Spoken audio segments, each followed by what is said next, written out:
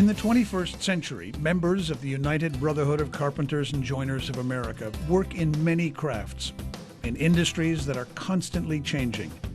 We are a broad and diverse union with nearly 500,000 members in the United States and Canada. Our crafts include every kind of carpentry, from foundations to framing to furniture, from homes to high-rises to bridges and highways. Carpenters help to build it. We include other major crafts too. Millwrights work on the power plants and precision machinery that drive our industrial economy. Pile drivers are there at the start of every structure, on land and in the water. Floor layers use tools and materials both time-tested and high-tech.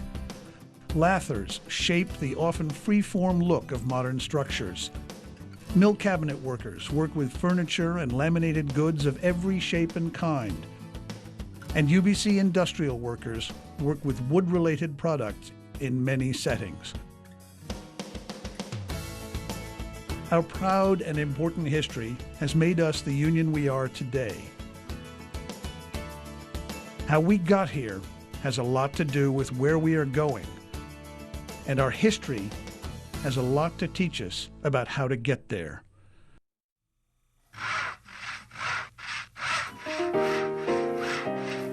As with most crafts, the carpenters of colonial North America worked under their familiar European system of guilds. Apprentices became journeymen who became masters, the developers of their day. But all carpenters organized to set rates for the work they did. Framing floors of joists of 9 inches deep per square, 8 shillings. Girders of 7 inches deep per foot running, 8 pence. The Carpenters Company Rule Book, 1786. Activists from the start, American carpenters played key roles in the Revolution. They made up the core of the Boston Tea Party. In the Philadelphia Carpenters Hall, the delegates to the First Continental Congress met in 1774 to air their grievances against King George III. By the end of the 1700s, North American economic growth brought larger construction projects, more costly than most master carpenters could finance. Speculators began to displace them as developers and owners on new projects. Masters became contractors, and journeymen became wage workers. Because it was their labor creating the profits, journeymen were pushed to work harder for longer hours at the same day's wage. After years under this system, our forebears began to seek changes. By the 1830s, we were organizing unions in North America's many unconnected markets. In York, Ontario, carpenters organized to get paid on time. Elsewhere, carpenters agitated for shorter hours at the same day's pay. We have been too long subjected to the odious, cruel, unjust, and tyrannical system which compels the operative mechanic to exhaust his physical and mental powers by excessive toil. Boston Carpenters, 1835. Union journeymen in Philadelphia organized carpenter to carpenter with their non-union brothers. They sparked a citywide general strike that won the 10-hour day. Other cities followed suit. But cities soon were eclipsed as the fast-spreading railroads created nationwide labor markets in the U.S. and Canada. And those newly mobile wage workers found themselves in competition with slave labor. Abolitionist Frederick Douglass, in fact, had worked as a slave carpenter in the Baltimore shipyards. The slave is robbed by his master, and the white man is robbed by the slave system because he is flung into competition with a class of laborers who work without wages. Frederick Douglass, 1858. For carpenters, the battle to end slavery was an economic as well as a moral issue. After the Civil War, an industrial revolution began that transformed construction across the U.S. and Canada. It threatened to fragment the craft and drive down wages. Machines took the making of doors and windows out of the carpenter's workshop and into planing mills. Speculators sliced job site carpentry into repetitive tasks, apprenticeship disintegrated. Time and again, organized carpenters saw hordes of itinerant carpenters arrive by train. A national, even international union was needed. Peter J. McGuire, who had organized his brother carpenters in St. Louis, was called on to form such a union. The Brotherhood was founded in August 1881 in Chicago under a constitution that still governs the UBC today. McGuire's founding credo: educate, agitate, organize. Every city should be organized, and the wages of all advance to a uniform standard. Men will not then rush readily from one city to another to fill the places of their brothers on a strike. Best of all, strikes will be less in number, for employers will then fear to oppose us. P.J. McGuire, The Carpenter, May 1881. From the start, this was a union united for mutual support, as carpenters. Then, as now, a major portion of working carpenters were immigrants. McGuire ran articles in The Carpenter in German and other languages. He learned to speak German himself.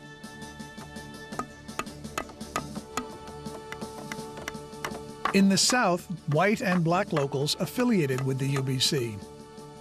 Because builders recruited strikebreakers to move both ways across the U.S.-Canada border, American and Canadian locals were chartered. The founders of the Brotherhood opened the union to everybody who did carpenter work, or what had ever been carpenter work, from highly skilled millwrights to workers in the planing and sawmills. Competition among ourselves reduces wages and renders one workman the victim of another. But with organization, all this is changed. Hence, we must form a union broad enough to embrace every carpenter and joiner in the land. Preamble to the UBC Constitution, 1881. McGuire also sparked the first Labor Day in New York City in 1882. Workers didn't ask permission, they just took the day off, showing their strength. City by city in the years following, they did the same until the U.S. Congress and Canadian Parliament made the holiday official. Strikes for the 8-hour day in 1886 and 1890 brought tens of thousands of carpenters into the Brotherhood. To keep up with technological changes in the industry, local unions reinvigorated apprenticeship and acquired new skills. The young Brotherhood quickly gained strength and played a major role in organizing other labor groups. In 1886, McGuire and UBC leaders helped form the American Federation of Labor, predecessor of the AFL-CIO. And in Hamilton, Ontario, carpenter John Flett was an early president of the group that became today's Canadian Labour Congress. In those first 2 decades, the UBC grew by organizing aggressively. Journeymen organized carpenter to carpenter, then visited the contractors and told them what wages and conditions they would work under. Des Moines, Iowa. The spirit of unionism among carpenters is spreading rapidly here. Each member has appointed himself a committee of one. Over 60 names have been added to our rolls. Charleston, South Carolina. The 9-hour day has been established. The apprentice system is being enforced, and the bosses now pay off during working hours. We have no trouble with the contractors, except one, and he fell in line within 6 hours. Auburn, New York. At a recent meeting, the following proposition was adopted, that on or after April 1st, 8 hours shall constitute a day's work. The craft is well organized here.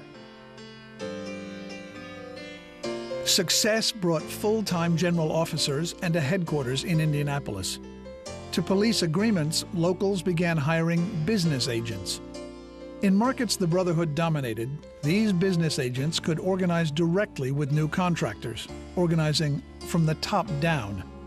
But where that approach wasn't backed by carpenters recruiting one-on-one, organizing from the bottom up, the seeds of future problems were sown.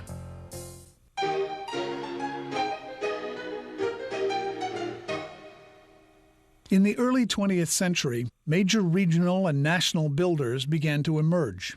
They attacked the carpenters in cities where the UBC was dominant: Chicago, New York, Toronto, and San Francisco. Despite the attacks, the UBC won union standards on government work during World War I. Tens of thousands of new workers were added to the union's rolls, long on numbers, but often short on personal commitment to the union. During the 1920s, the Brotherhood fought tough battles against continental big business organizations.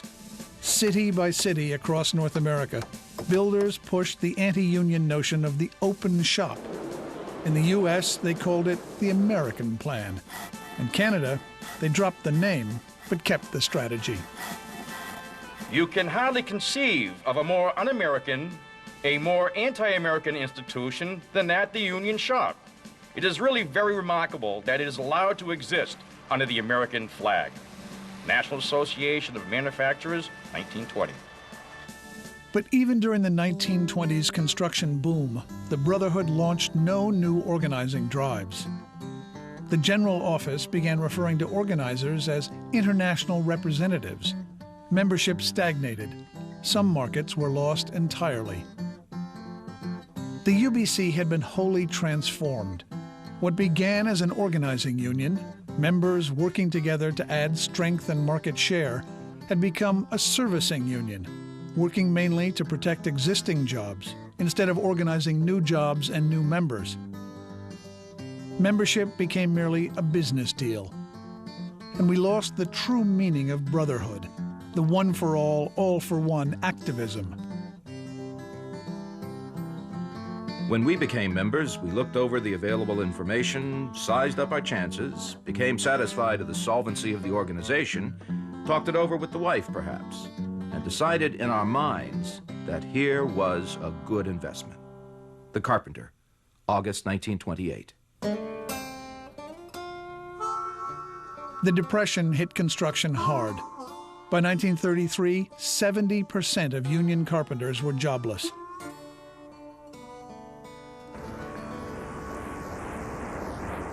Some carpenters and millwrights did find work on the large public works projects of Roosevelt's New Deal, including the Hoover and Grand Coulee dams and the Tennessee Valley Authority.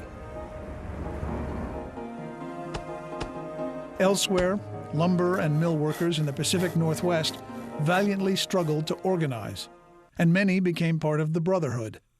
But for construction jobs, our proud union remained a top-down servicing organization that could do little besides circle the wagons.